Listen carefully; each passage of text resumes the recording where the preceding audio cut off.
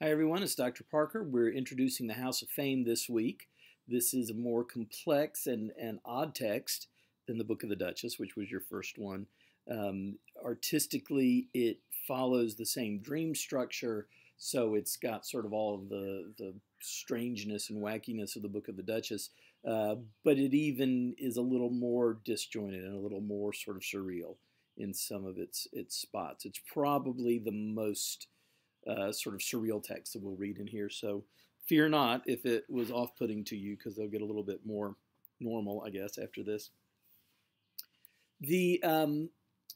I've decided to start with the manuscript page because Chaucer was living in a manuscript culture. He would not have been alive to see printed books. This is a manuscript from around 1450, so 50 years after his death, but still very similar to something that he would have read. This one is professionally produced. This wasn't something that Chaucer himself would have written. You can tell it's been made by a professional scribe. But I just wanted you to see what English looks like to someone who was reading English in the 15th century. So the first line there, God turn oss every drama to God. That big decorated G, kind of decorated initial, lots of reds and blues in the decoration, which is pretty typical of England and France for their manuscripts both. That G-O-D of God is a little bit tricky to read. Then turn, T-U-R-N-E.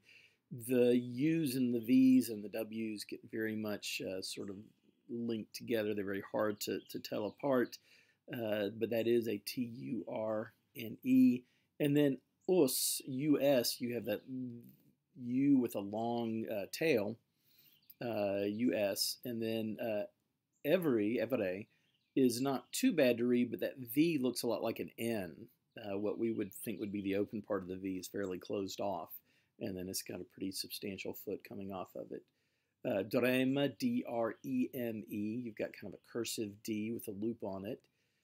To, which is not too bad, and then Gode, G-O-O-D-E, not too hard to read. And you can look at the rest of it if you like, kind of in your time, but this is the way that you would have experienced a book in the 1400s or the 1500s. It would look a lot more like this. Now, of course, a lot of people experience books by having someone else read to them, but if you were a reader, this is what you would see. And this is actually fairly legible and fairly neat handwriting for the time. So, and of course you would get used to it as you get used to any kind of handwriting, but it's certainly nothing that's terribly easy to read. Yeah, I'm trying to use a more obnoxious slide animate effect every week, so we'll see what I can dig up. The little sparkle was pretty good. So this is Fame, Fama. And the House of Fame is mostly about fame, although it's not exclusively about fame. And the figure of Fame as personified in Chaucer, and here we see her as she's personified in the Aeneid, is problematic. The word fame to us generally has a good connotation, but fama, the Latin word, fame is exactly the same as the word for rumor. So when rumors spread, they spread exactly in the same manner as fame does, which is to say it's quick, it's not always accurate, it's not always deserved, but it is sort of inescapable. You see the figure of Fame. She has wings not only on her back, but she has wings on her feet because she flies so quickly. She's got all of these feathers, and she has an eye under every feather, and an ear under every feather, and a tongue under every feather. And that's supposed to be because rumor sees everything and hears everything and reports everything. And the tricky thing about rumor, this kind of fame, is that very often she's wrong, but not always. So when you hear a rumor, even though it is a rumor and it's gossip and you would like to discount it, you can't completely discount it. It always sows that sort of seed of doubt. And I think one of the things that Chaucer is very interested in doing in this poem is exploring the difficulty of fame / reputation / rumor and all of its problems. He has that long passage where he talks about people wanting fame and not getting it, people wanting it and getting it, people not wanting it and getting it, and people not wanting it and not getting it, and that it's a completely random process that there's no telling who's going to become famous, who's going to acquire reputation, and who's not. The poem is divided into three geographic locations. The first one is the Temple of Venus. There's Venus being pulled by her swans in her little Venus boat there. And the Temple of Venus is Chaucer's first location. And the Chaucer narrator here is very similar to the narrator we saw in the Book of the Duchess, in that he's a little bit dopey, he's not particularly quick.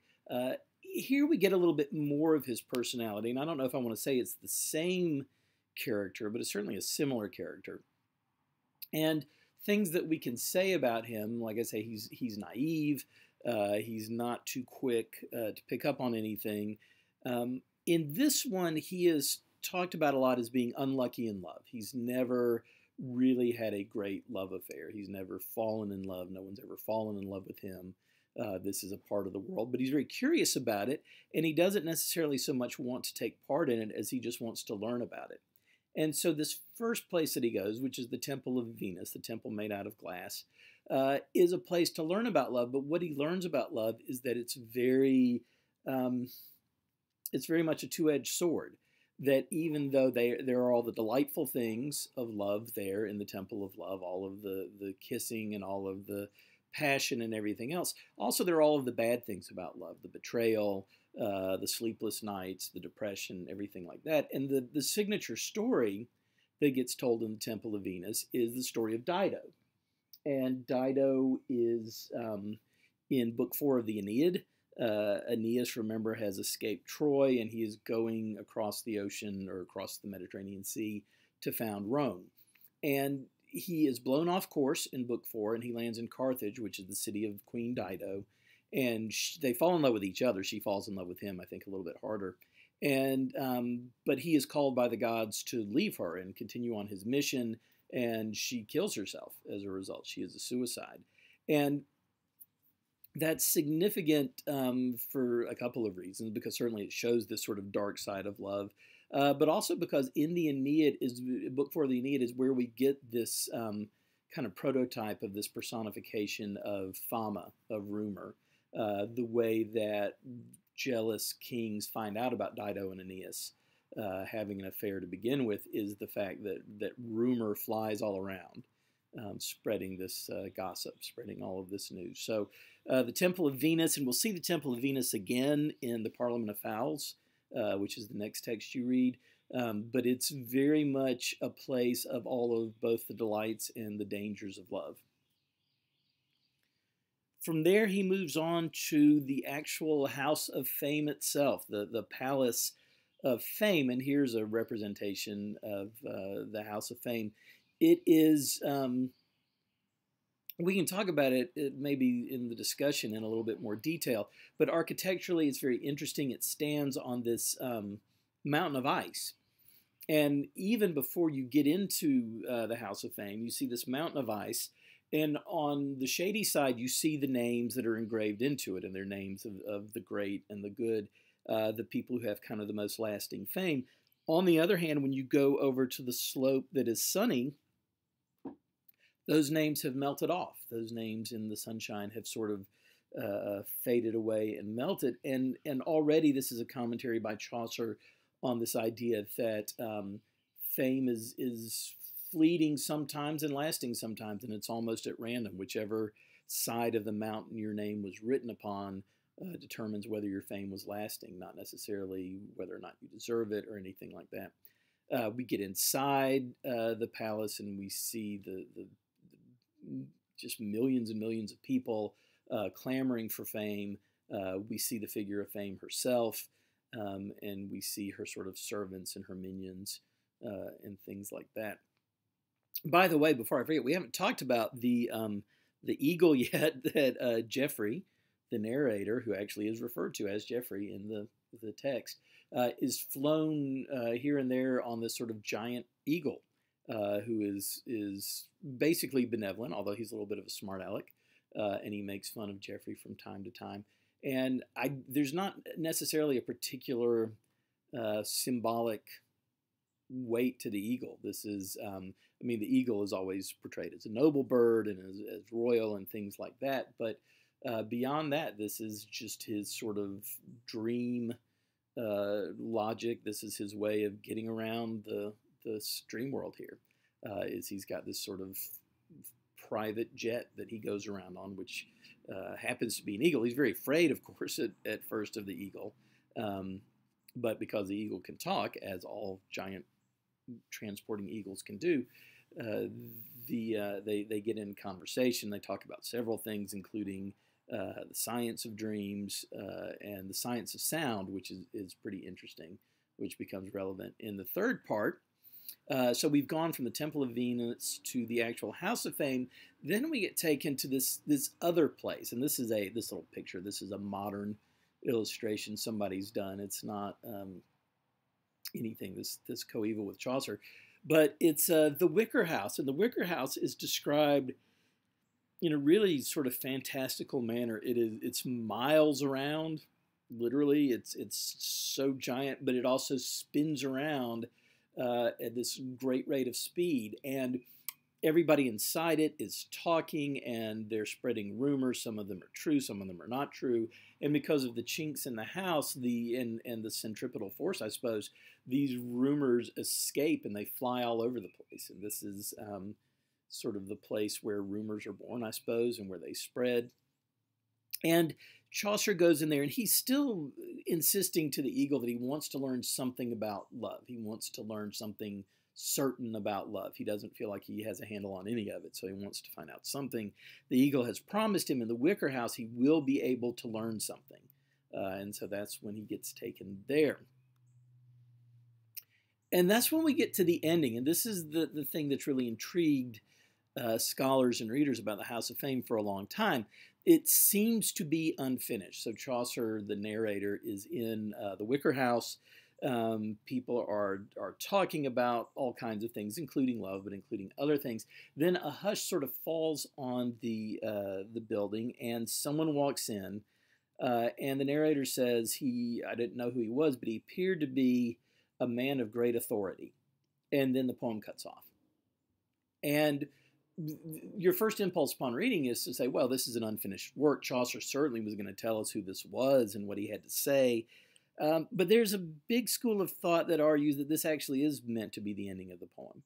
That Chaucer, the narrator, is not going to be allowed to find out anything certain about love or life or any of these things. That Chaucer, the author, is making an argument that there's a certain amount of chaos about love and about life, and certainly when you're dealing with rumor and fame and other sort of variable things. And so it's almost sort of a trick that he's playing on to say, oh, here comes a man of great authority. Well, he certainly knows something for sure. And then the rug is kind of pulled out from under us, and we're left to sort of decide, did Chaucer have something authoritative that he was going to say or introduce? Or is that the joke, that there's no one of such great authority that you can listen to them, particularly on the topic of love and romance? And I don't know. I mean, I tend to be on the side that thinks it's a clever trick that he's playing on us, but I think I just like the idea of it. It may well be he just got tired of it. Said this thing is crazy. It's not going anywhere, and I believe I'll move on to the next project. So the themes in here, certainly the ups and downs of love, and we see this especially in the first part in the Temple of Venus, that yes, people are very attracted to the idea of romance and love, but by no means is it treated in this sort of happy way that we tend to treat it in the 21st century, that romantic comedies and even things like Nicholas Sparks novels where somebody always has cancer. Nevertheless, love is portrayed as this redemptive force, and it's wonderful, and the hero is better for having loved her even though he's going to lose her. That's not true in the Middle Ages. They don't always portray love as being happy or wonderful or without pain. Even in something like we saw last time, the Book of the Duchess, it was the great love of his life, but it's certainly left as an open question as to whether it was worth it. Was it worth him for him to suffer as much as he had for having had this love? So the ups and downs of love are a theme. The fickleness of fame, and fame being a really big term that includes things like rumor and reputation, and stories that are spread around. How sometimes the people who deserve it don't get it. Sometimes the people who don't deserve it do get it, and sometimes it goes in other ways. And people who do good things might end up with a bad reputation. People who do bad things may end up with a good reputation. It just it's practically random.